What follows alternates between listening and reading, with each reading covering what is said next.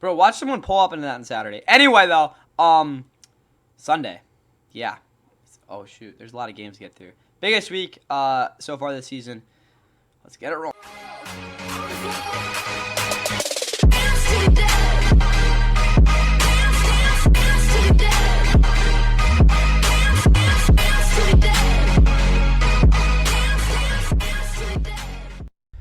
And with that, what is going on, guys? Welcome back to the Fun NFL. Please like and subscribe if you guys enjoy the Week 3 NFL Sunday preview / predictions. We will be going through all the games on this Sunday. I think there's 9 games in the 1 o'clock window, 4 in the late window, and then obviously the Sunday night game.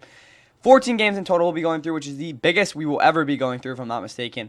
With that said, though, our first game is a battle between two teams that have not had the best starts this season, especially offensively.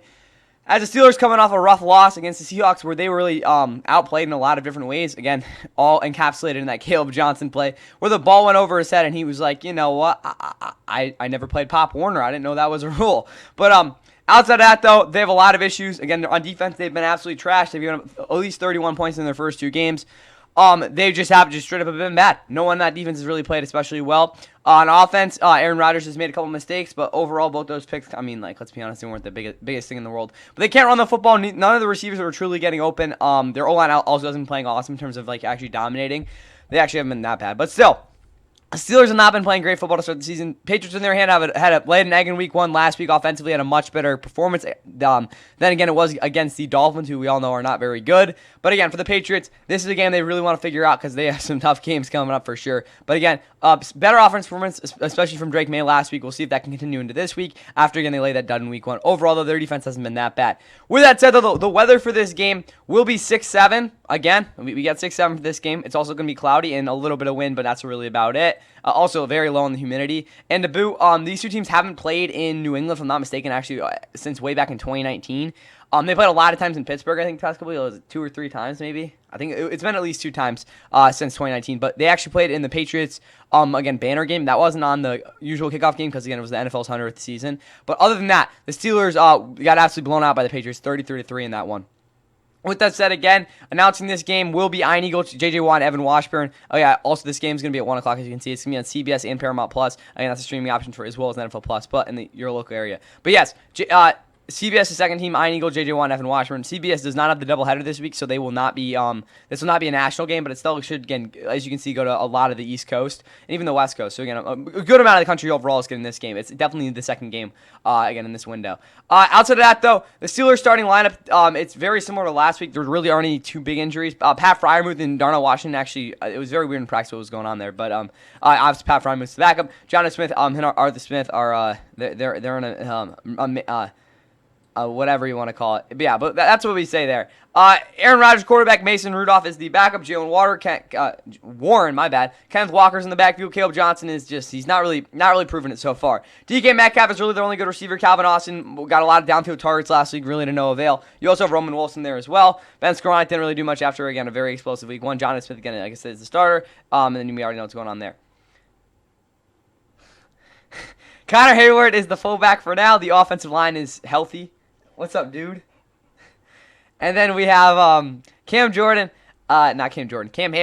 Keanu Benton's there as well. Derek Harmon's questionable. DeMarvion Leal will probably be there. He's been here for now 2 or 3 years. Daniel Alukalele, whatever his name is, he'll probably get some playing time. Yaya Black maybe even a little bit as well.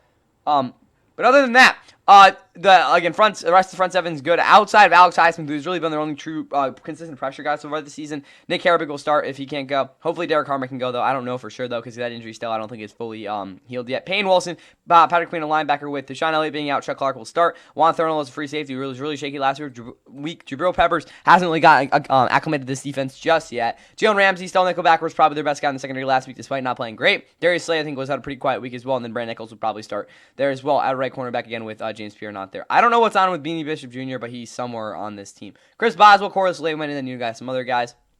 roaming around the special teams unit there. For the Patriots, Jack Westover, the fullback's questionable, but outside of that, there really isn't too much going on. Kayshon Boutte isn't coming off the greatest game after, again, a really good week 1. Stephon Diggs has done absolutely nothing so far. The running game has been pretty non-existent outside of, again, an Antonio Gibson kick return touchdown, 90 yards, if I'm not mistaken. Hunter Henry has been a serviceable guy so far. Matt Collins, though, and really no one else. They're definitely lacking a receiver. O-line actually hasn't played that bad so far. I really like the performance of all these guys overall. Jared Wilson only being a little bit shaky because, again, he is a rookie. But then again, Will Campbell is, and he's playing great. So we'll see what happens there. Defensively, though, Christian Gonzalez is questionable. Again, he has not played in week 1 or 2. Keon White's also questionable. Those are both guys that were sorely missed last week. Other than that, though, this defense is healthy. Mo Williams is coming off probably the best game I've seen out of him in a long time. Even last year when he put up some pretty big numbers in certain games. Andy Borgos is kicker. Bryce Behringer's been the punter for a while, and you know some other things are going on there as well. With that said, though, in terms of how good I think this game will be, like on again, if I'd want to watch it, I actually am going to put this game in the decent tier. I don't really love this game just because of the fact that I don't really see either one of these offenses putting up 35 points this week or anything like that, despite the Steelers' defensive struggles. I think it'll be a decent game, though. Again, you could obviously put it in entertaining, but this isn't some like marquee matchup that obviously was like 6 or 7 years ago. I hate to use that, but I mean, that's really what it was like. But anyway, not even that, like 8 years ago. It's been a while now. But yeah, this game, you could put it in entertaining if you want to. It's you know what, I'm actually putting it in entertaining. It's a decent matchup, and I think it'll be a close one at the end of the day. And honestly, at least with these two teams and how they played in the past, I think that's really what you're going to get out of this one. Probably a consistent level play there. With that said, though, the actual prediction for this game, I'm going to take the Patriots in this one. I'm going to say they win this one 25-20. I don't really see how that's going to happen, but I definitely see, I don't know, some shenanigans going on. And maybe the Steelers not having the greatest defensive performance once again. And also the Steelers offense maybe turning over the ball once or twice and not being able to run the ball. But I see the Patriots getting this one. Big time win for them. Again, I guess cover the spread. I think they're the Steelers favored by like 1.5 or something. So I guess take the plus 1.5. That's all I got for you guys here. And yeah, hope you guys enjoy the game. And now let's get to 2 AFC South matchups. And the first of those 2 AFC South matchups will be one that, going into the season, you probably wouldn't expect one of the teams to be where they are. The other one, about where you would expect them to be. Again, the team that you didn't expect to be here is the Colts, who are 2-0 coming into this game and actually have had their best start to a season since way back in 2009, 16 years ago. That's actually insane. With that said, though, the Colts, again, we all know how last week went. They should have lost, despite their offensive boom, even though, again, they boomed in week 1. They were absolutely crazy last week. Again, we all know about the Indiana Jones storyline. But outside of that, again, the game itself, again, the Broncos got it was a very bizarre leverage call on the game-winning kick. So, they got the next one, and then, here they are at 2-0. The next couple weeks are a lot tougher, but this is a game they really want to win if they want to, get out to a good start this season. But again, again, great start for the upstart Colts. Yeah, there you go. For the Titans, though, again, they're 0-2. Offensively, they've had the struggles you'd expect them to. Offensively, last week, they actually put up 16 points through about 2.5 quarters, which is actually pleasantly surprising for a Titans fan, but they weren't able to hold on after the game. They got absolutely boat raced in the second after that, giving up 23 points. And, I mean, Cam Ward didn't really have a chance after that. He threw a beautiful touchdown for his first career, though. Hopefully, he gets a little bit more of a open playbook considering the secondary he will be facing. Again, no shade against Colts secondary, but it's probably not as good as the Rams at right now. But again, going to the game, Kelly Witherspoon got hurt, so maybe they're a lot more even after that. Anyway, though, you take into account that this Titans defense has actually been pretty decent so far this season, outside of getting ran over in the fourth quarter by the Rams. They could definitely again give the Colts a tough problem. They're probably first turnover or two too, so we'll see how that affects the Colts as well. With that said, though, the Colts, I don't think they haven't trailed. Again, they trailed last week, but they haven't really had it too much adversity so far this season. Again, it'll be interesting to see how they play them. But last year when they played the Titans in Nashville, I think, if I'm not mistaken, what even happened last year between these two teams? Oh wait, no. How am I forgetting? Oh yeah, the Colts beat them 20-17. That was the game that Will Levis did that terrible pick, and Joe Flacco was their quarterback. And then I don't even know when that happened in Indy. Oh yeah, the Colts were up 38-7 or something. That was a bad game. This game will be at 1 o'clock on CBS. NFL Plus, Paramount Plus will be the ways you can stream this game. The weather in Nashville this game, it's gonna be 84 degrees, a good amount of wind, mostly cloudy. So again, I think it's supposed to be worse later. So definitely look out for that later. But I don't think it'll be too crucial during the game. Who knows? It could start hailing during it. Again, like I said, crazier things have happened. Announcing this game, who do we have? No, who's announcing this game? What do we got? We got Tom McCarthy, Ross Tucker, and Amanda Balionis. So CBS's 5th team is calling this one. It's gonna be in blue. So actually not a terrible part of the country. Again, at least some of it's going. So there's definitely worse parts you could have got. Colts starting lineup though. Again, nothing really. Again, it's basically as healthy as they'll ever be. To be honest with you guys, there's really nothing. They're completely healthy. In terms of like standout performances, though, I don't know. JT had a monster game last week. No receiver was really that awesome, though. Tyler Warren was pretty decent. O-line overall was pretty solid. Defensively, yeah, Jalen Jones is on IR, but outside of that, like, again, really nothing. They're pretty darn healthy. JT Tumala, I'd like to see get a couple snaps, but he probably won't. The entire D-line has been absolutely inhuman so far this season. They've been crazy good. The linebacker core has been a little bit shaky in coverage, but overall been fine. Zaire Franklin is playing at a very high level right now as well. And the secondary, like I said, is definitely susceptible, but they definitely have some decent depth, and I like the guys that they have, again, trying out there. Xavier Howard, though, has been a target for sure so far. And again, Nick Cross and Cam Bynum have been probably the best safety duo to start the season by a decent bit as well.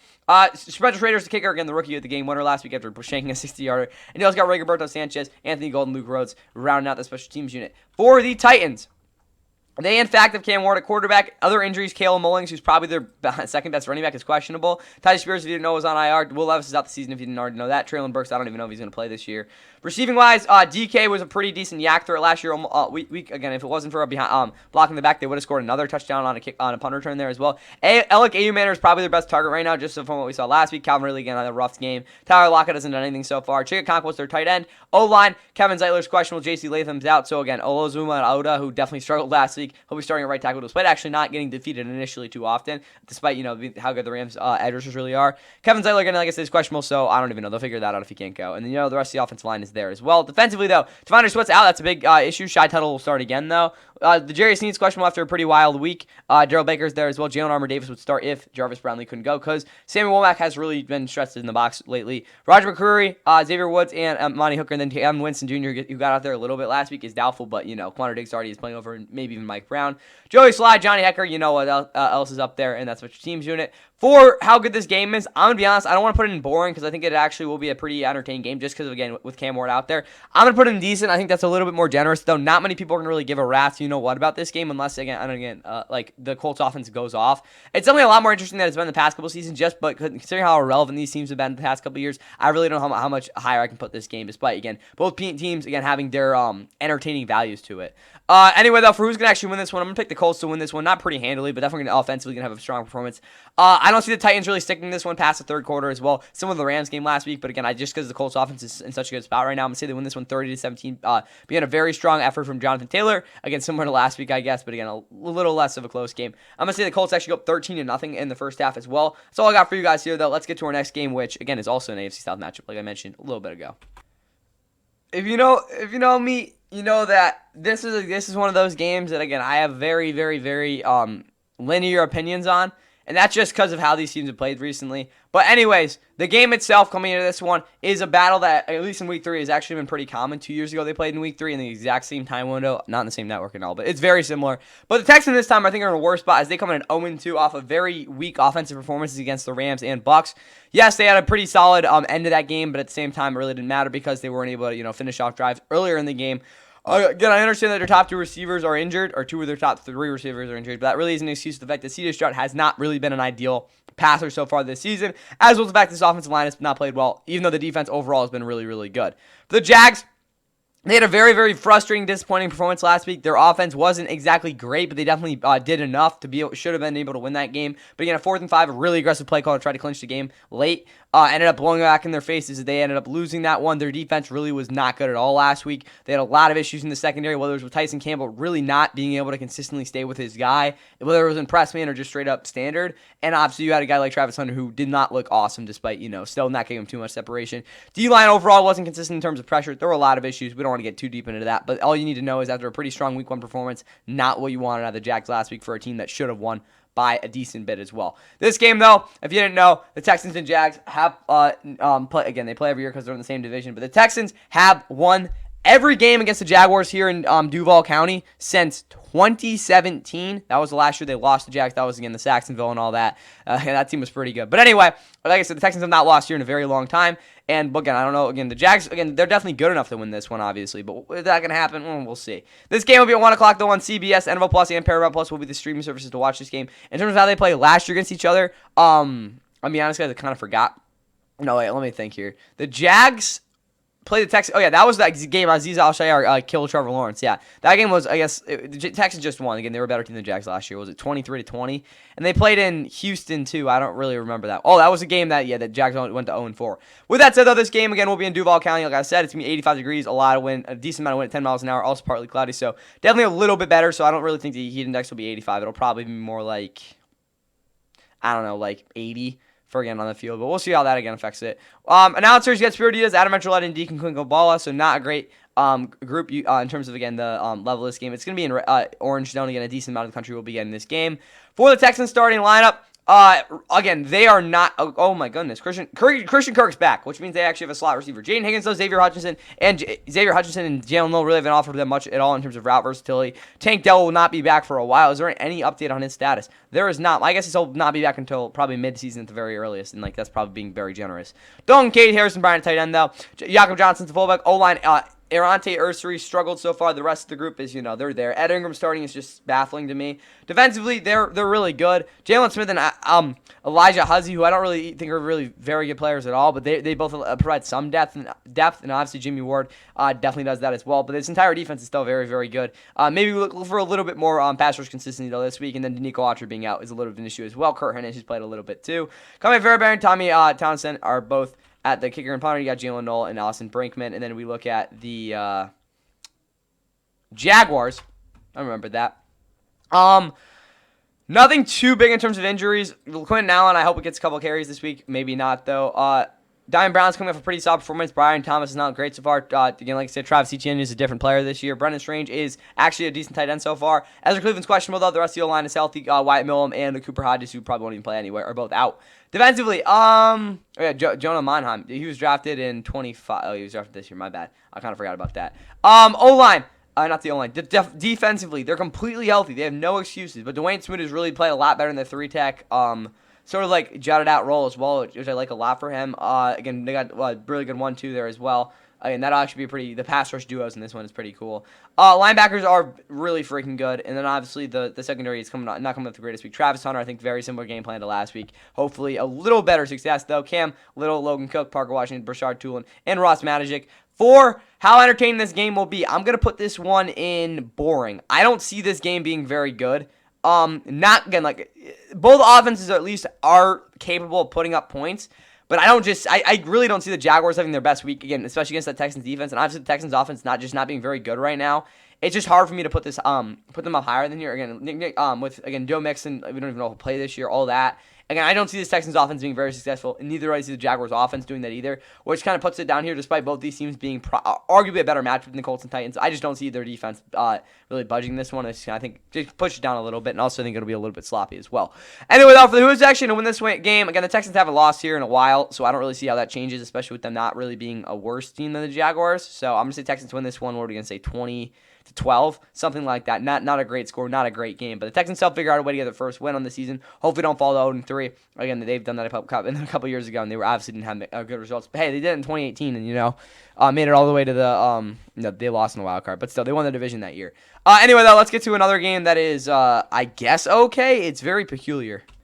How about this matchup? Well, many people presume to be one of the worst matchups of the week in terms of, again, how good each team is going up against each other. Actually could turn into something. Again, I'll get more into that later. But the Jets obviously have not had the start of the season they would have wanted. I mean, maybe in week 1 their offense looked good. Again, they put up 32 points. If it was not for Chris Boswell being the best kicker in the NFL, they would have won that game. Their defense overall has been pretty bad so far this season, though. They have struggled to stop the run overall. I understand in week 1 they didn't give that many yardage, but then again, the Steelers' O-line just didn't really move too much. So, I mean, they didn't really have to do too much. But again, last week they got absolutely ran over. Their pass defense actually hasn't been too bad. Again, I understand they haven't really been effective against the Steelers. It's only been 2 games, guys. Their defense is still trying to work things out. Offensively, though, we all know their passing game is not that effective, despite, Justin Fields putting up decent numbers in week 1. They really have one receiver, and that's about it. And about it, maybe it's just being generous as well. The running game should be better this week, though. That's all I'll say. And, Justin Fields is injured, so Tyrod's going to get the start there. See how that actually affects things. He can at least read a defense, maybe. Who knows? Bucks, though, on the other hand, if none of the start I think they would have envisioned, but at the same time, they're still 2-0. They've been able to close out both these games, which is huge. But neither one of those matchups offensively, they've looked really that competent overall. And their defense at times has looked not great either, despite, still putting up 2 pretty strong performances overall. But again, if you're a Bucks fan, you're just saying 2-0 for the 5th straight year. That's all we really wanted. Let's see what they can do in this one. Wait. Yeah, it's 5 straight years now. Okay. Anyway, though, I just want to bring up the Bucks lost the Broncos after the Broncos also didn't have a great start in 2024 last year, and they lost 26-7. But still, you know, like that. That's what's going on with this game. But anyway, these two teams have not played in Tampa since 2017. Neither one of those teams were very good that year, so I'm not going to talk about that one. I'll talk about the match they had in 2021, where Antonio Brown ran off the field. The Bucks won that one 28-24, though. For the Tampa weather, 89 degrees. Again, it's going to be pretty hot, partly cloudy as well, so we'll see how that changes things up. Announcers Kenny Albert, Jonathan Miller, Megan Olivia. So again, it's Fox's like 4th or 5th or 3rd team. I don't even know. It's gonna be in Blue. We actually have 5 games in the early window here. That's pretty cool. But you know the Blue. So again, a decent amount of the country's getting this game. Nothing crazy though. In terms of, again, definitely center cities. Like I said, Justin Fields is out with the concussion he sustained last week. It really wouldn't matter. They would have got blown out anyway. Tyler Taylor's there as well. Brees Hall, Braylon Allen, Isaiah Davis, I guess, are in the backfield. Josh Reynolds is out, which means Tyler Johnson, Arian Smith, again, Alan Lazard has just been terrible this year. I really don't know what happened. And he was decent enough last year, but he's just not very good. So, yes, Garrett Wilson is quite literally the only receiver on this offense. Mason Taylor, Jeremy Ruckert, tight end, Stone Smart, I guess, is still in the league. Jelani Woods has not been relevant since 2022. Andrew Beck's fullback, O-line is healthy. Josh Myers is not playing very well right now. That's all I'll say there. And, you know, Joe Tippmann is playing guard, so it's 2025 for sure. But Armand Embo and Olufashanu, rookie/very young tackles, have not had their greatest starts of the season, especially in terms of being able to set the edge. But that's besides the point, considering that Jermaine Johnson will be out for this game, Michael Clemens will start. Tyler Barron will get definitely a decent amount of snaps.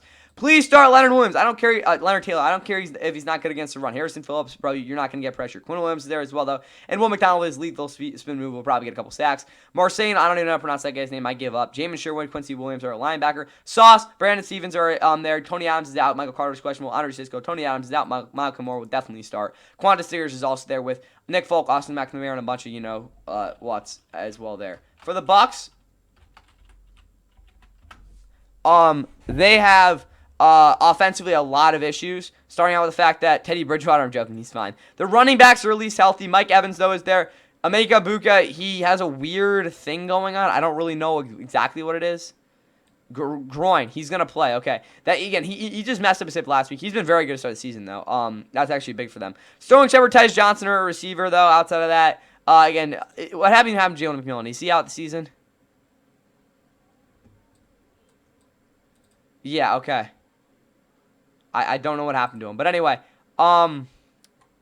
for the Chris Godwin, he's going to be out still. He's still getting healthy-ish. Yeah. Is nearing a return, but won't play against the Jets. All right, so he'll probably be back next week, which is big. But that's an issue. Cade Otton is a tight end. Payne Durham's also there. And if you didn't already know, this offensive line is an absolute shambles. That's just the best way to put it. I don't know where Ben Bredesen went, but he's not on this team right now. Oh, no, he's playing center. My bad. Now I remember.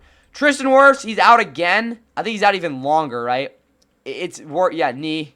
Yeah, okay. It's not good. Again, I think you should have just put him on the PUP list, to be honest with you guys, because I think they could have signed someone. But this O-line it's worse than what the Texans were probably in week 1. This offensive line is cooked. Tristan Wirfs, probably the 2nd or 3rd best offensive lineman in the entire NFL. He's still out. It's not a good injury. Graham Barton, who, again, is just a straight-up, he's a really good center. I still think Jax Powers-Johnson was better coming out of the draft. But that's besides the point. Graham Barton's kind of proved me wrong. He is not a true left tackle, but he can pass block pretty well, so it really doesn't matter. He's just got to do his job out there. Mike Jordan, Ben Bredesen, Elijah Klein. That's not good. Charlie Heck is their right tackle right now. This O-line it's just cooked. There's no way around that. Cody Mouch is out for the season. Luke Gedeke is going to be out for a significant period of time.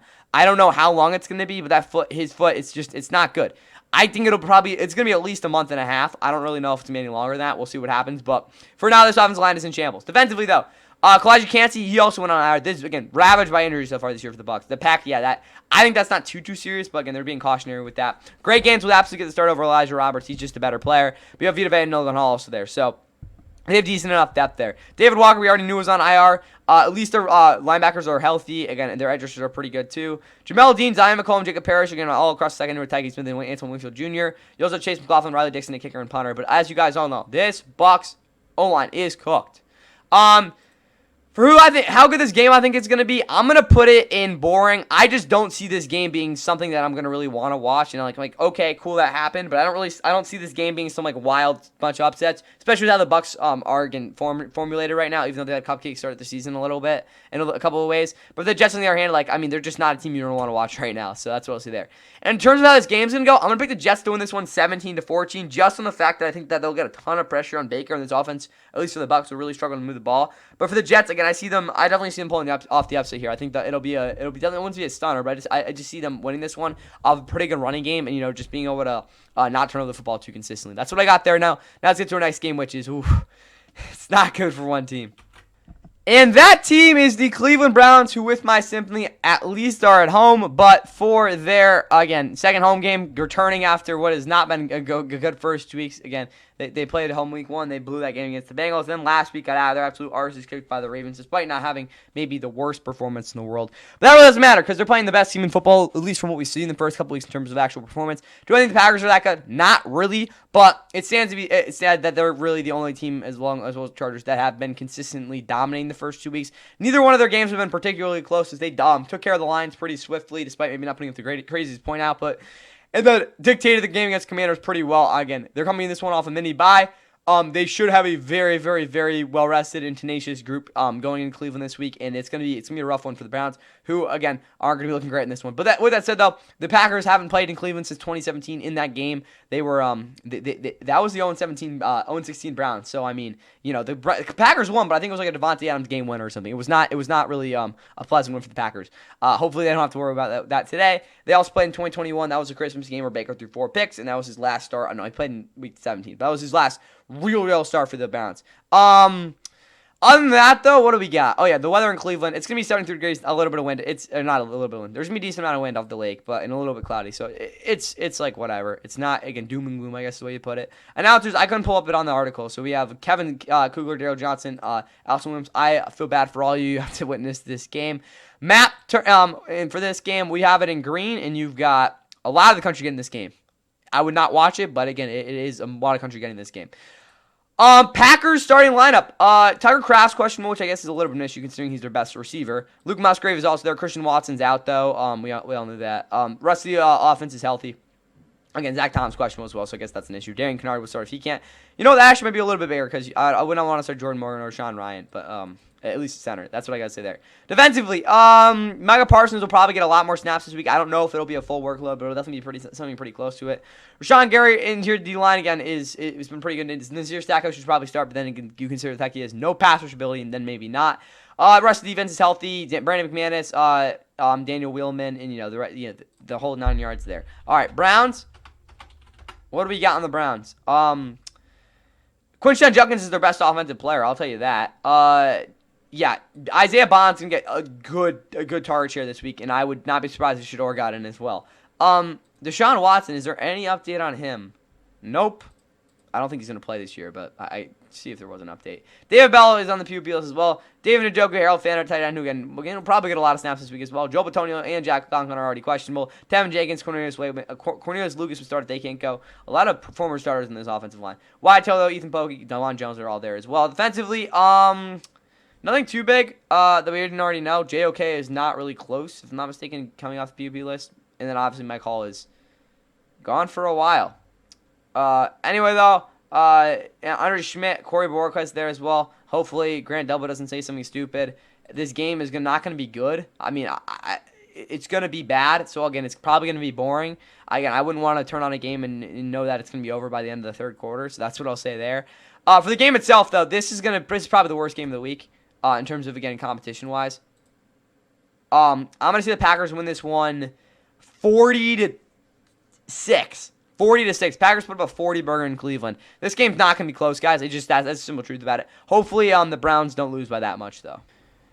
And we now go on to a matchup that, with two teams, especially with how they are now figured out, should be a pretty good game as the Raiders come in at 500 after a disappointing week against the Chargers at home in their home opener. Again, now ended off week 2. They now go on a short week to Landover, but this is a team that last week scored just 9 points, didn't get in the end zone if I'm not mistaken. I don't think they did. Gino threw 3 picks. He didn't complete a pass downfield. They missed significant explosiveness that he had of his arm in week 1. But at the same time, it remains to be seen if Ashton Jeanty can be explosive back in football, because he has basically not broken a run over 5 yards yet this season. And that is a major issue because they need him to be able to do that against Commanders secondary. That will not be giving up any big plays. It's just pretty simple. That's not going to be happening in this one against them. But other than that, for this Raiders team defensively, they've been pretty solid the first 2 weeks. It just comes down to the fact that they don't give any big plays, which I don't think they will be able to either. So maybe a couple, but it shouldn't be that big of a deal. For the Commanders, though, if you didn't already know, Jane Daniels is out for this game with the ankle injury. So Marcus Mariota, who I think is one of the more reliable backups in football, despite really not being a starter since 2022 and that season being very disappointing as a passer, still give them a lot of different variations considering he's a running quarterback. He's not really a passer, but he can at least run the ball. I mean, he's going to be able to pass the ball decently. But a lot of RPOs took that out of this offense. And, Bill, he'll be getting a lot of carries as well. This is definitely a banged up Commanders offense, though. We'll see how those things work out, as well as the defense that it definitely needs to be asked to step up big time. Probably similar to what the Chargers played last week against the Raiders. This game, though, will be at 1 o'clock on Fox. You can stream it on Fox 1, as well as the watch it for free, I guess, on the Fox Sports app. It's Fox 1, though, and, NFL Plus as well for this game. Weather in Landover for this one, it's going to be 72 degrees, a decent amount of wind, I guess 6 miles an hour, light rain, so, again, that could definitely affect things as well.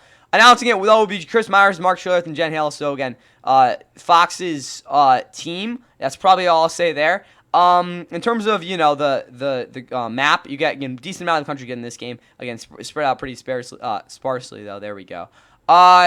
For the starting lineups, we got Gino obviously starting at quarterback, Ashton Jeanty, Zamir White. Again, Dylan Laube, probably not going to get too many carries.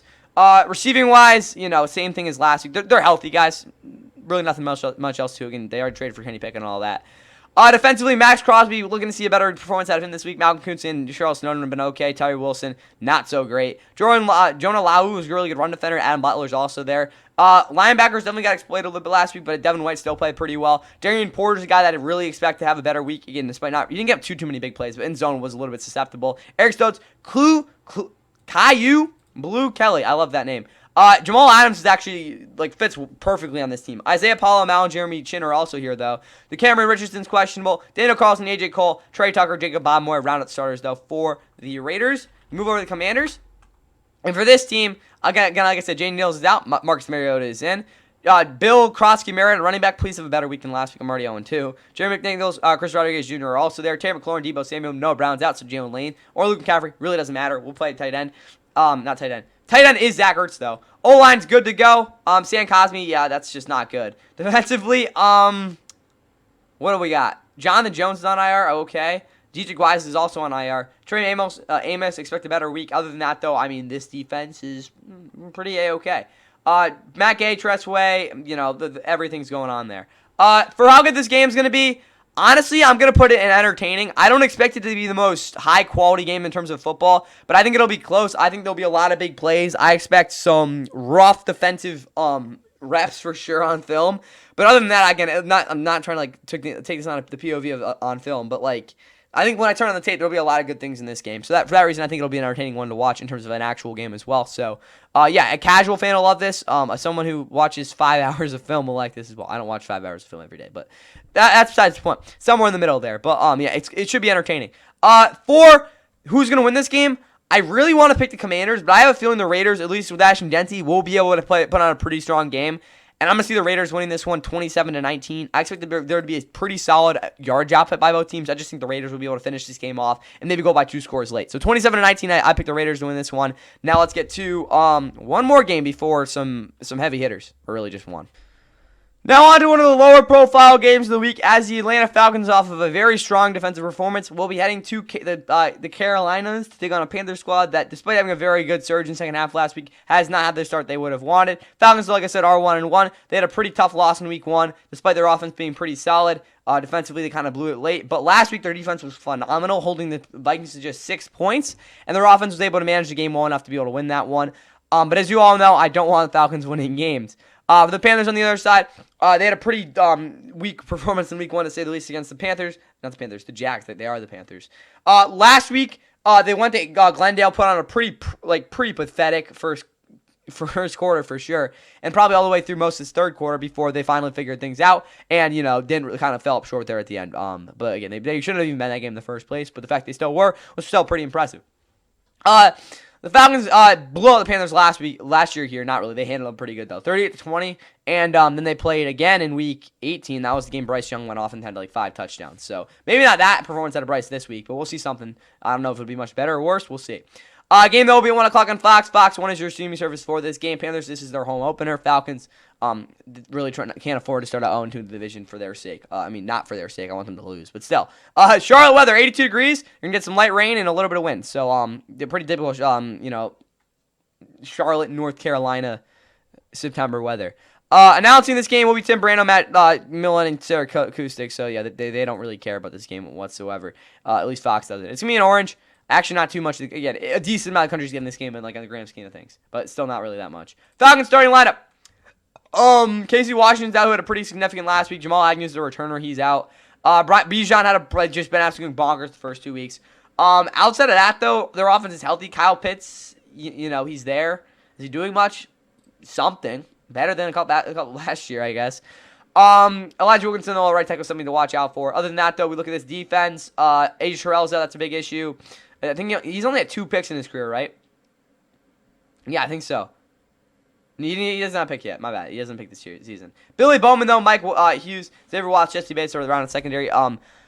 D-line has been good. Ruka Waro, not so much, but that really doesn't matter. It's crazy he's just starting on this team. Leonard Floyd, Arnold Ebiketie, Jalen Walker, James Pierce have all been great. The linebackers are good. I don't really care about the rest of this team. Panthers, though. What do we got on the Panthers? Bryce is at quarterback. Andy Dalton's his backup. He might start. No, he's definitely not going to. Jonathan Brooks, I don't think he's ever been healthy. Bro. This guy literally, he's not played at all. Oh, we'll see you in 2026, I guess. But he solid back. He's probably one of the most talented backs in that 2023 draft. 2024 draft. Bro cannot stay healthy, though. Chuba, obviously, Ted McMillan is their only downfield threat, as I talked about a lot last week in the recap. You can go see the recap of that Cardinals and Panthers game. Again, the week 2 highlight. Xavier Legette there as well, but he's questionable. I don't even know. They're just a bunch of bums. Hunter Renfrow is a scrub, but again, he's probably the best receiver overall out of Tet there as well. David enters the tight end, my bad. O-line isn't terrible, but they're not great. Robert Hunt's on IR, so is Austin Corbett. It's not really going good for the interior of this offensive line. Knee, okay. Hopefully it's not a torn ACL. It might be, though. Robert Hunt, yeah, he'll be okay. But Austin Corbett, did he tear his ACL? Corbett injury.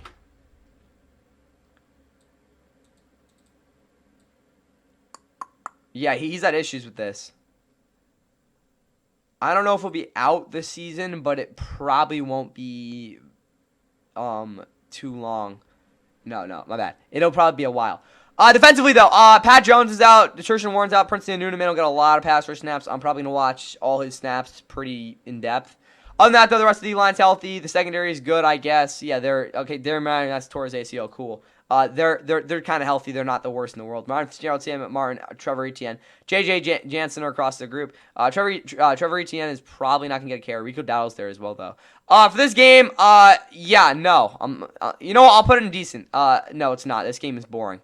I don't really care, to be honest, about this game at all. I mean, I do, but I don't. Like, I wouldn't turn this game on. It's like one of the least encouraging games to watch, despite, I would want to watch this game. I would. But if I'm thinking overall in the grand scheme of things, it's just not that great of a game. Who's gonna win it? I gotta pick the Panthers. If you didn't know, I can't pick the Falcons to win games. Again, the Rams are the draft pick. They gotta lose every game. So, Panthers win this one, 24-21, something like that. And now let's get to my game. And in the best game of the week, and one of only 2-0 versus 2-0 matchups in Week 3, we have the Los Angeles Rams and Philadelphia Eagles divisional round rematch of last year going at it in this one. Part of Fox's doubleheader this week. Why isn't it their main game? Who really knows? It should be, though. Rams, though, coming this one off 2 very strong defensive performances. I mean, maybe not in the first half against the Titans, but still doesn't really matter. They've only given 1 touchdown so far the season. The injury to Kel Witherspoon, their number 1 boundary corner, is going to be a big issue, though. Offensively, though, they've been pretty darn good. Again, they didn't get maybe put the point output you would have won in Week 1. That's not really the point. Eagles have so far so good on their Super Bowl defense run. again, we look at their offensive performances the first 2 weeks. They have not been that great. Their running game has been fair. Not great, though. If it wasn't for a couple touch pushes, they probably would have lost last week. Their defense has been pretty decent, though. They did struggle against CeeDee Lamb, though, in that entire Cowboys passing game in week 1, though. And again, the passing game has been absolutely atrocious as well. Jalen Hurts, if you didn't already know, from my opinion, he is not a top half of the league starting quarterback passer. Yes, he's obviously a top 16 quarterback overall, but in terms of passing, nope. And that'll be something I think that will plague them in this one, but that's really not really the point, because the real point in this one that I don't really know why isn't really getting stressed more is the fact that the Rams have yet to stop Saquon Barkley whatsoever the last few times they've played him. He went for, I don't even know, like a bajillion yards in week 12. That was really the worst Rams performance all season last year, outside of week 2. And then the Eagles, in the divisional round game, used that to really their win. Is again, he had 2 huge runs, as well as Jalen Hurts going for a long touchdown. If it wasn't for those 3 long touchdowns, the Rams would have beaten him pretty handily. But again, that's how the games work. This game, though, will be at 1 o'clock on Fox. You can watch it on Fox 1 as well. It is in the national game, though, early window for Fox doubleheaders, so that is important to note as well. Other than that, though, the Rams haven't really only beat the Eagles once. That was in 2020, actually. They put up 37 points, so I don't really know if we'll see something similar in this one. But outside of that, the weather in Philly for this game, it's going to be 74 degrees, so pretty fair, partly cloudy. I'm going to miss the whole game, though, which kind of sucks, but, like, I don't know. Maybe it's for the best or for the worst. We'll see what happens. Announcing it will be Joe Davis, Greg Olsen, and Pam Oliver. The map, again, decent, huge chunk of the country is getting this game. It's not really as much as I would like. I don't know why the Packers invite Browns game is getting this much of the country, but that's besides the point. For the Rams starting lineup, no, there are some injury issues for sure, but nothing like really significant whatsoever. Stafford, obviously, quarterback. Kyron Williams, Blake Cormer in the backfield. Puka, Devontae, and obviously Jordan Whittington, a lot of him. Juju, I'd like to see get a couple targets, and Xavier Smith will probably get a couple gadget touches as well. Tyler Higbee's a tight end. Colby Parkinson's questionable. Davis Allen, though, is a better player. He's probably the most promising tight end on this entire team. Terrence Ferguson, I think, is the most talented guy, but he probably won't get too many snaps. Alec Jackson, Rob Havenstein, Kevin Dotson, Coleman Sheldon across the O-line that have yet really been truly break out yet. Justin G just had the best game of his career. Again, Steve Avila is doubtful once again. Defensively, Braden Fitz is questionable. He didn't really play too much last week. I don't really think he needed to either, though. Laura Murchison might start. I'd probably say give the nod to Tyler Davis. Ty Hamilton hasn't really played at all yet, though. Puda Ford, Kobe Turner are also there.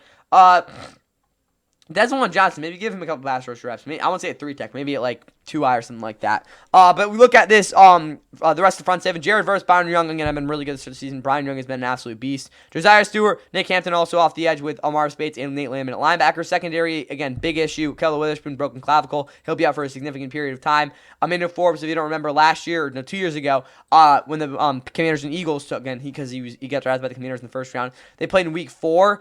A.J. Brown absolutely baptized him like 5 or 6 times, and that's really how his career went with Commanders.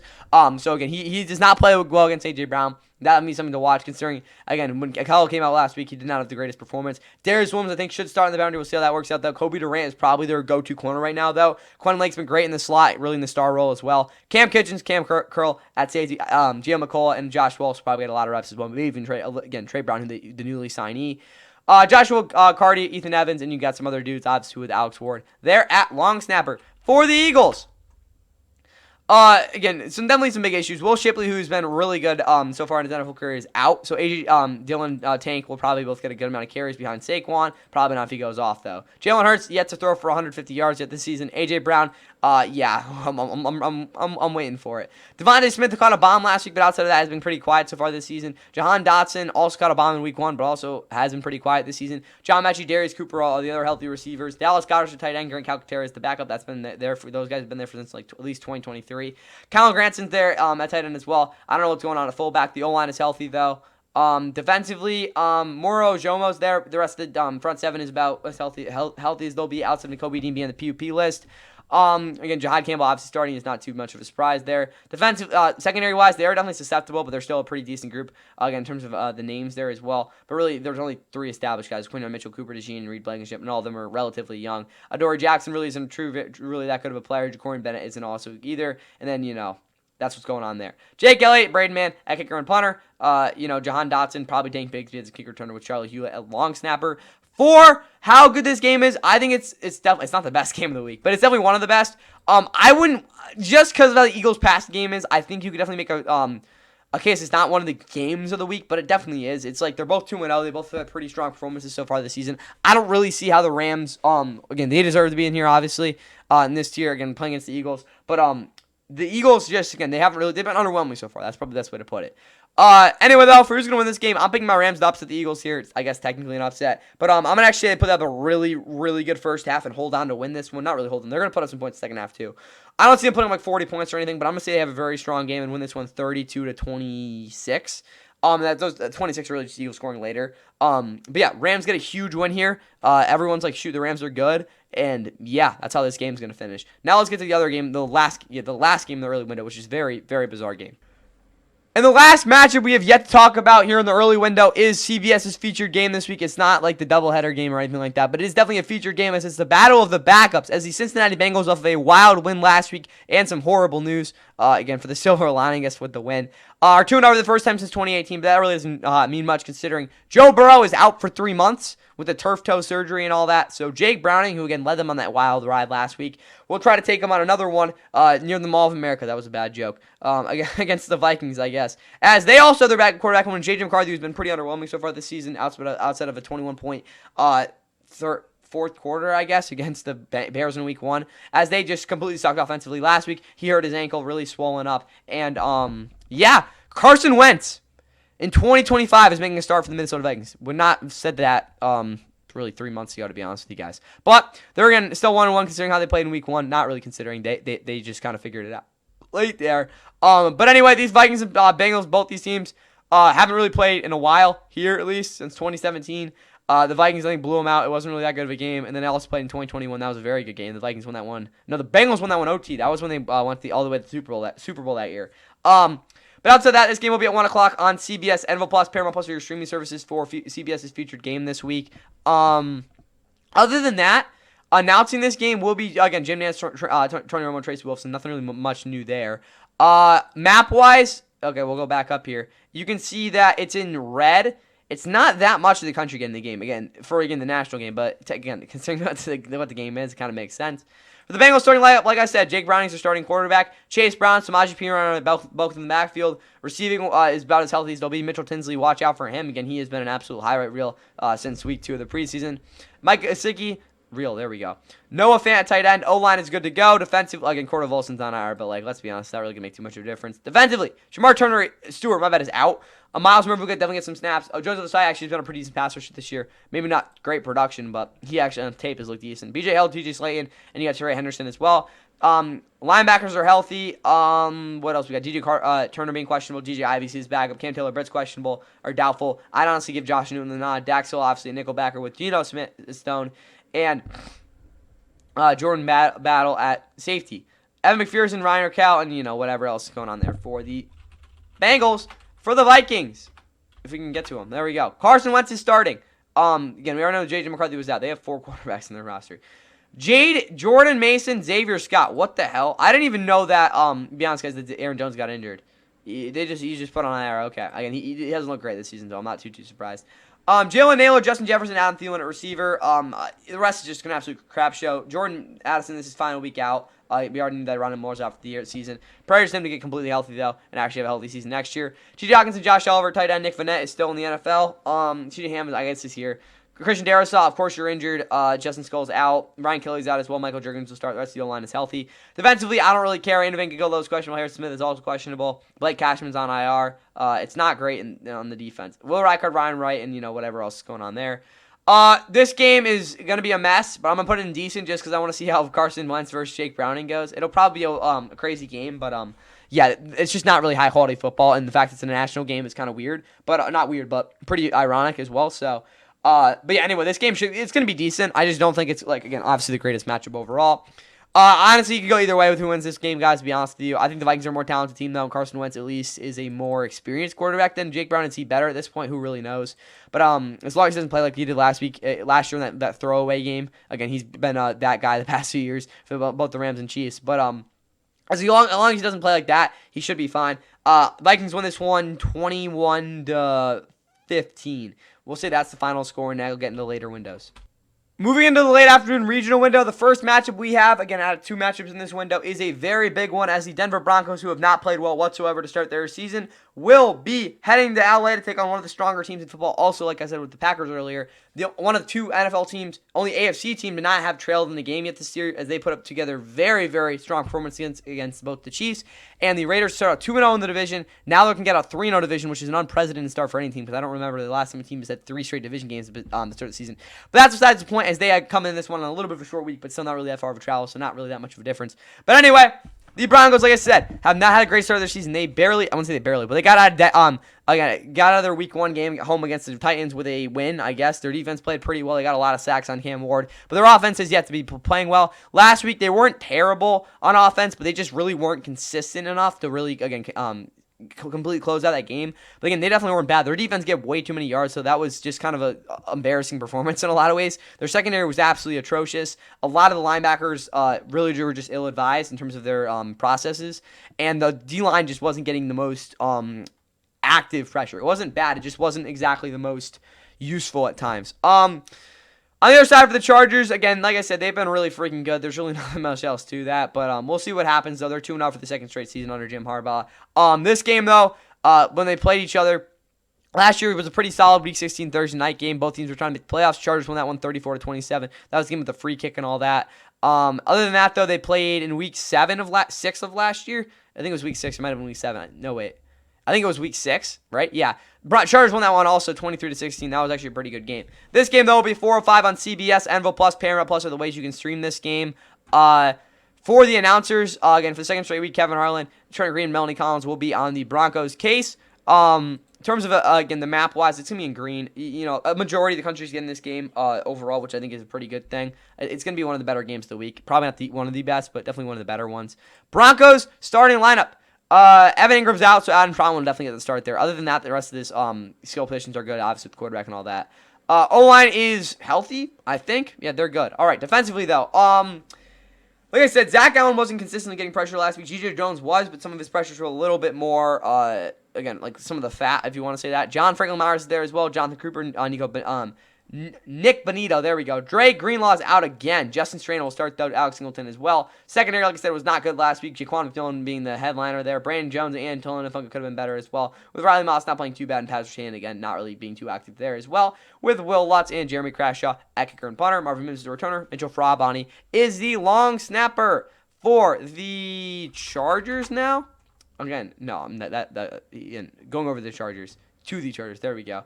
Justin Herbert, quarterback. Trey Lance is his only backup. Okay. Amari Anthony, Najee Harris are in the backfield. Larry McCollum, Quinn Johnson, Keenan Allen, our receiver. Trey Harris is also there. Will Disley's out. Tyler Conklin is the tight end. Scott Malix, fullback. O-line is healthy. Again, we already know Jamari Staley are probably getting a little bit.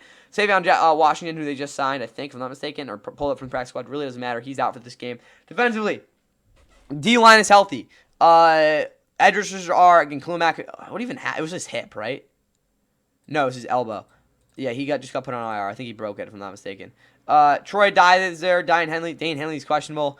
Delshon Phillips. What the hell? This is a very bizarre. Delshon Phillips is a freaking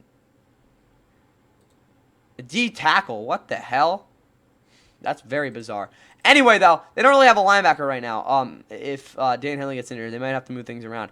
Cam Hart's questionable. Benjamin St. Juste will go if he can't. Elijah Molden's already out, and everyone else is healthy. Cameron Dicker the kicker, J.K. Scott, and, whatever else is going on there. They're good to go. Chargers, despite having some injuries, this game is still going to be, honestly, for me, a must-watch. That might be, for some people, a little bit on the higher side. But, again, especially with how the Broncos played last week, this is only a game that I think will be very, very competitive and will come down to things for sure. This is one of the better games of the week. I don't know. Again, it's definitely not the best game by any means, but it's definitely something that you're going to have to watch out for. Must-watch. It's a little bit of a high one for me, but honestly, I'm going to put it there because I think, again, this is just a good matchup. For who's going to win this one? I think the Chargers are going to put it, again, they've just been so complete to start the season. I actually think they're going to get out to 3-0 this time, as long as Justin Herbert doesn't get injured. They lost 20-10 to the Steelers last year when they had a 2-0 versus 2-0 matchup. I don't think they're going to win that score, but I'm going to say they actually won this one 23-13, and their defense just really puts it on the Broncos in this one. But we'll see what happens. So that's what I got there. Now let's get to a game that a lot of people have really one-sided opinions on. And that matchup is an NFC matchup as the Saints, who have had a tough start of the season, continue their NFC West chore. Again, this is their third straight week against an NFC West team. They will not finish out that series until they play the Rams in week 9 if I'm not mistaken. They're 0-2. They have had just back-to-back games they've come up simply short. Their defense has actually kept them in games mostly. Offensively, they've come around towards the end, but neither one of those matchups, they were really completely, like, I don't even know how to describe it. They weren't completely productive, to say the least. But anyway, they're 0-2. This is a big game for them against Seattle, who, is a pretty decent team. Again, they played really well against the Steelers last week overall, but it really didn't matter because they still lost in week 1, blew that game. But they should be 2-0. And, again, they're looking up for sure, though. This game, though, outside of being at 4:05 on CBS, NFL Plus, and Paramount Plus are the ways to stream it, is a pretty intriguing one. The Saints, I don't think have been 0-3 for, like, a really, really long time. Like, it's been a minute. But, other than that, they played in Seattle 6 years ago. If I'm not saying no, they played in 2021 as well. But they lost that one. That was in week 3. They won that one 33-27 in a pretty similar game because that was the game, that first game with Teddy Bridgewater starting. And obviously the Seahawks were better that year. Whatever, though. And they played in 2021 here. They won that one as well, 13-10. I don't think they actually played since 2022 as well. I think the Saints won that one 39-32. To be honest, guys, I don't remember the last time the Seahawks have beat the Saints, to be honest with you. Other than that, though, weather for this game, considering it's going to be outside, 64 degrees, a little bit of wind, and partly cloudy, nothing really that major. Announcing Andrew Caroline, Charles Davis, Jason McCourty, AJ Ross, so like CBS's fourth team, I guess. It's in yellow. Not too much country in this game. It's pretty scattered. Again, the whole NFC South is not the whole NFC West, though. What else do we got? Oh, yeah, same starting lineup. Well, there's nothing really much going on. Spencer Rattler's been pretty good, but again, he's yet to win a game. He's still on a Alvin Kamara, Kenny Miller in the backfield. Olave and Rashid Shaheed have not had the greatest starts. Brandon Cooks, I guess, is there. Trey Palmer and Devon Bailey are both questionable. Juwan Johnson's been great at tight end for them so far. Trevor Penning and Talasi Fuaga, 2 starters, are questionable. Dylan Robinson is also out. Again, Trevor Penning isn't obviously very good, though. Rest of the O-line's good. Defensively, Cam Jordan, Devon Godshaw, Brian Breezy are off the edge. Not that off the edge. They're the D-line. My bad. Carl Granderson, though, Pete Warner are going to get a lot of weird looks. You'll see that. And you also got Demario Davis, obviously, the main linebacker spot. Danny Stutzman will get out there a little bit as well. Chase Young is out again. So I don't really know what's going on with that. Cool McKinstry and the rest of the secondary are good to go. Justin Reed has been the backbone for that group, though. Blake Ruby, Kai Kruger, and whatever else going on there is what the Saints have going on. Why are we on Seattle weather? We already went over that. Seahawks starting lineup, though. Zach Charbonnet's doubtful, which could be an issue. I don't really see it considering how Kenneth Walker played last week. Cooper Kupp, see if he can get another productive game. JSN obviously has been great so far this season. He might even lead the league in receiving yards. He is second. Okay, he's not first. He's pretty close, though. Sam Donald at quarterback. Troy Horton is also there. Or Torrey Horton, my bad. Jake Bobo is back and healthy. AJ Bronner, Elijah Royal, I guess a little bit of Eric Saubert as a blocker at tight end. O-line's good to go. Robbie Otts is, again, the fullback. Defensively, Jonathan Higgins, I guess, is out. The rest of the group is good, though. That's for the whole entire front seven. Julian Love is doubtful. Nick Amonowori is also doubtful. Who knows who's starting at safety for them? Ty Akuda, Darion Kendrick, who knows? Devon Witherspoon's doubtful. This secondary is really banged up. Josh Jobe, though, and Kobe Bryant are also there. With Jason Myers, Michael Dixon, and, Torrey Horton, and I guess George Halani, a kick returner. Chris Stahl is their long snapper, though. Oh, yeah, George Halani had the touchdown last week. What am I talking about? He actually hustles out there. Anyway, though, for this game, it's not great. A lot of people want to put in boring, but I actually think it'll be a decent game. I think it'll be close, but that's really all I can say. And it's definitely not the most intriguing game. But for this game, I'm actually going to pick the Saints. I like them in this game. I don't think it's going to be a... You know what? No, I'm picking the Seahawks because I don't think about this. Panthers played here a couple years ago, and they didn't really win. So give me the Seahawks in this one. 34-24. Not the same score as the Week 3 2023, but something similar. So, yeah, Seahawks get back to 2-1. Saints, I guess you're 0-3. Spencer Rattler continues to lose this game, and they're pretty definitely going to lose next week. So, I want to get the Saints this one. I want to see them 0-4, but, you know what? Screw it. Picking Saints. Not 34-24. 24-17. There's my final prediction. I switched things up there. All right. Now let's get to the other 2-0 versus 2-0 matchup.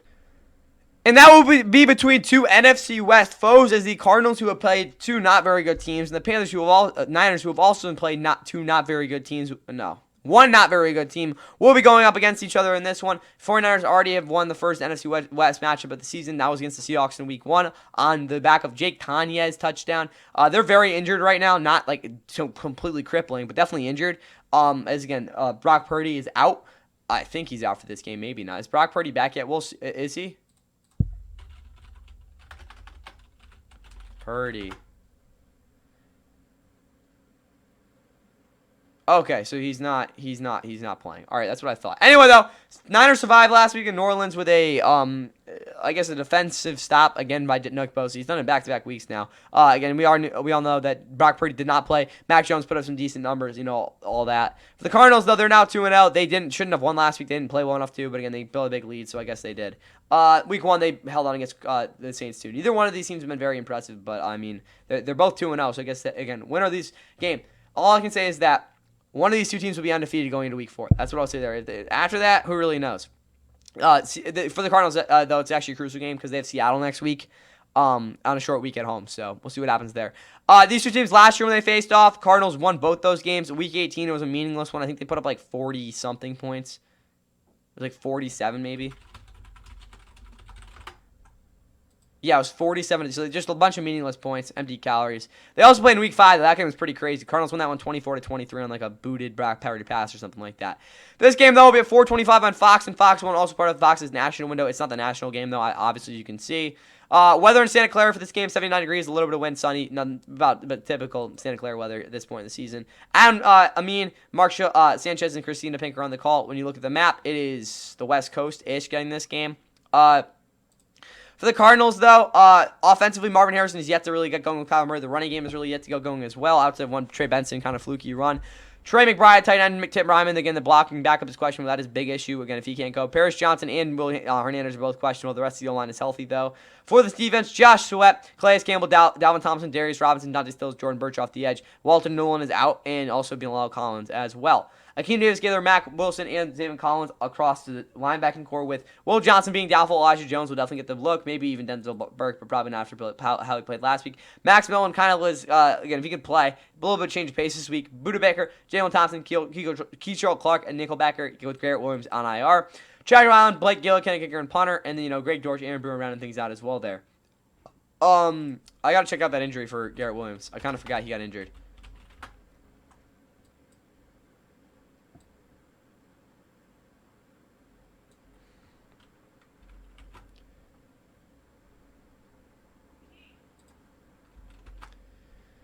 For Garrett Williams, though, if we can check his injury. Garrett Williams' injury. It just says it's a knee injury. What? Bro, there's nothing else to it. Oh, okay. I know it's not good, but okay. I don't really know what's going on there. Well, anyway, though, Brock Purdy, he's not playing in this game. Mac Jones is the backup. Right? Is there questionable? Yeah, he's not going to play. That's what I thought. Outside of that, though, CMC, Brian Robinson Jr. on the backfield. Juwan Jennings is questionable. He was really the only guy getting open last week. Ricky Pearsall, I guess, was okay. Kendrick Bourne back is a good thing. Jordan Watkins, I think, is their best receiver outside of those three. Those two. He's out, though. Brandon Ayuk is not going to be back until after week 5. Demarcus Robinson's again suspended because he's a naughty boy. Not really. He's old now. Jake Tynan is just trying tight end. Oh, my God. Luke Farrell caught a touchdown last week, though. Again, we all know George Kittle's on IR. Kyle Shakes the fullback. O-line is absolutely crap. Trent Williams, though, is there. Defensively, Michael Williams has been absolute trash so hard this season. Rest of the obviously the D-line is very, very good. I don't know, the interior isn't awesome, but whatever. Alfred Collins has struggled so far, and the rest of the defense is like 6-7, so whatever. Eddie Pinheiro, Thomas Morstead, whatever is going on there. For how this game is going to be, I think it's a very underwhelming 2-2 matchup. I'm going to put it in decent, though, because like I said, both these teams are going to be 3-0. Winners going to be 3-0, but again, it's not like either one of these teams are at full strength. But I'm going to put it entertaining. I don't see it actually being that entertaining. I'm going to put it here. It's not the worst game, though. Really, who's going to win this game? I honestly don't even care. But the fact that the Cardinals have looked decent, the Niners, this is tough. Niners win it. They run the ball well enough to win it. I don't know, 22-16. There's my final score there. That's what I got there. And now let's get to, I guess, America's Game of the Week. It's really not that, though. And now the game of the week, I guess. It's not really, but again, Fox's America's Game of the Week. We have the Cowboys and Bears. Let's go. Yes. Again, Fox really thought both these teams would be where they are. But anyway, for the Cowboys, their defense is absolutely trash. I mean, maybe not. Maybe just Malik Neighbors is the best player we've ever seen, and Russ is back to where he was in 2019 probably. But anyway, Outside of that for the Cowboys, Dak has been really good to start the season, like really good. Like honestly, you could argue, it's maybe the best quarterback in football, but somewhere up there. Outside of that for this offense, they've run the ball actually not too terribly. O-line has been a little bit shaky. Receivers have been pretty good, though. This offense looks really solid. Honestly, outside of the Cowboys secondary being absolutely just burnt toast so far this season, maybe not the pass rush consistency that you would like, despite, losing Micah Parsons and all that. Cowboys fans should be pretty pleasantly surprised with how this team's come out this season. Bears, on their hand, I mean, they've been probably the worst team in football in terms of their not even their expectations, how they played so far this year. They blew a 11-point lead in the fourth quarter in Week 1 on Monday Night Football. On a short week, they headed to Detroit and gave up 52 points and proceeded to roll over and die by the time the first quarter was over. No, it was more like halfway through the second quarter. But still, Bears have been pretty awful. Ben Johnson really has been the big issue. Caleb Williams can't read a defense, and he thinks he's, I don't know, he just kind of does his own thing, and it's not really working. So until that changes, expect the Bears to continue to suck. Their defense is absolutely trash as well. They literally did not get a single pressure last week, which is not good for them in this one. But the Cowboys and Bears haven't played since 2020. I don't even, when the hell did the Cowboys and Bears play? I think it was 2022. The Cowboys put like 50 points in that one, and then they played back in the 49-20, I think it was the final score, whatever though. And they haven't played, I think, in Chicago since 2019. And in that game, I think it was, what was it? The Cowboys lost. Bears went like 31 to 21, 24. It's been a while. This game, though, will be at 4:25 on Fox 1. NFL Plus. There's a lot of things you can watch this on. It's, again, the game of the week, technically. So, yeah. Announcing it will be Kevin Burkhardt, Tom Brady. Aaron Rodgers, Tom Ronaldo. They probably would want to go to the Rams game, though. And map-wise, it's the rest of the country. It's the game of the week.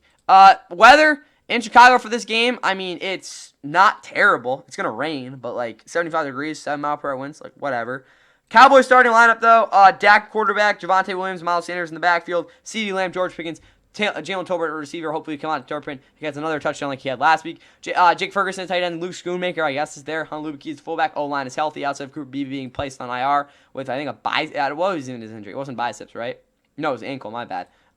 Too many different body parts, bro. Defensively, Sam Williams and Dante Fowler Jr. off the edge. They'll get a lot of snaps. Jadeveon Clowney was just brought in to kind of help things out.